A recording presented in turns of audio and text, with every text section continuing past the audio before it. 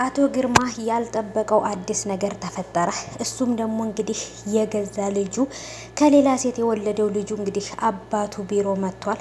ይህም ነገር የተፈጠረው እንግዲህ እውነት ለመናገር ይሄን ነው ብዬ ያላሰብኩት ነገር በጣም የሚገርም ነገር ነው እንግዲህ የተፈጠረው። ይህንን ነገር ያደረገችውም እንግዲህ ወይዘሮ ሮማን ናት ማለት ነው። ወይዘሮ ሮማን እንግዲህ ኦሬዲ ስራዋ ይሄ ነው ማለት ነው። ይሄ ነው ስራዋ። ጭራሽ ልጇንም ከጽናት ሁሉ ለማለያየት ትሞክራለች። አንቺ የፈለግሽውን ነገር ሁኚ፣ ልጄን ግን እንዳታበላሽ እያለች ወይዘሮ ሮማን በተለይ ደግሞ ጽናትን በጣምና መከራዋን ስቃዋን አብዝታባታለች። አሁን ላይ ደግሞ አቶ ግርማ ያልጠበቀው ነገር ተፈጥሯል። ድርጅት ውስጥ ስራ ለመቀጠር ብሎ የገዛ ልጁ መጥቷል። እሱም ደግሞ እንግዲህ የነበረበትን ቦታ ሁሉ ሰፈር ውስጥ ሄዶ ሁሉ ምን ፈልገህ መጣህ ብሎታል። በጣም የሚገርም ነገር ነው። ወይዘሮ ሮማን አሁን ላይ በተለይ ጽናትንና አባቷን ውሻ ነው እያደረገቻቸው ያለችው። ምን እንደምትፈልግ ባላቅም ይሄ ሁሉ ነገር ግን በራሄል የተነሳ ነው። ሰላም ሰላም፣ ውድ የተከበራችሁ የቻናሌ ተከታታዮች እንዴት ናችሁ? ከኔ ጋር ሁሉ ሰላም ነው። ሰላማችሁ ይብዛልኝ ባላችሁበት ውድ ቤተሰቦቼ። ለቻናሌ አዲስ ከሆናችሁ ሰብስክራይብ አድርጋችሁ ቤተሰቡን ነባሮች እንኳን በሰላም መጣችሁ ብያለሁ።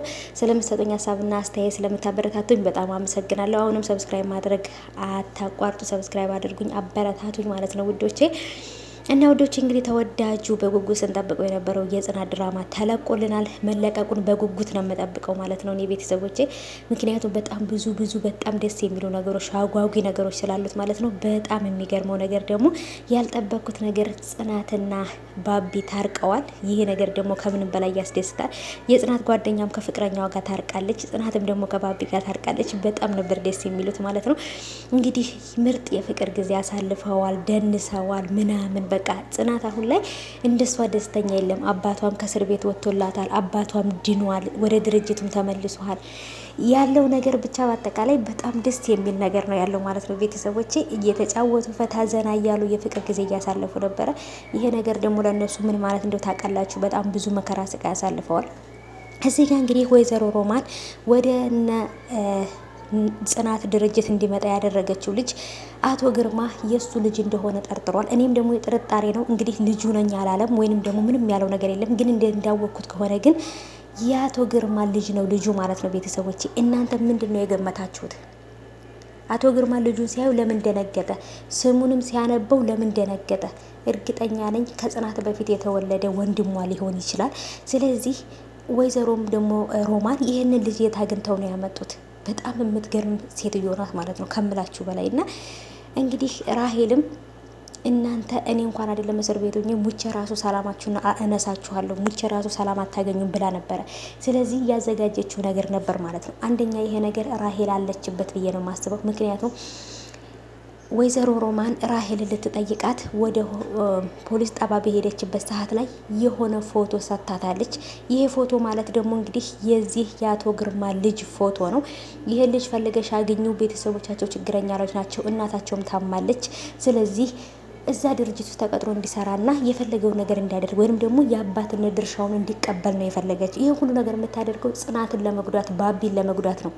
ድርጅቱን እሷ ስላላገኘችው ድርጅቱ በእሷ ስም ስላልሆነ ራሷ ወንድማማቾቹን ወደዚህ ቤት እንዲመጡ አድርጋለች። ይህም ደግሞ የራሱ ወንድሙ ነው፣ የጽናት ጓደኛ ፍቅረኛ ወንድሙ ነው ማለት ነው ለልጁ።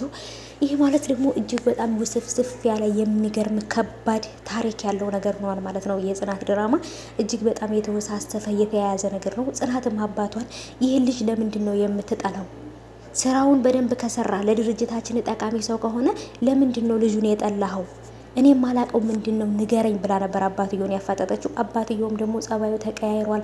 በጣም ይጮሃል፣ በጣም ይቆጣል ማለት ነው።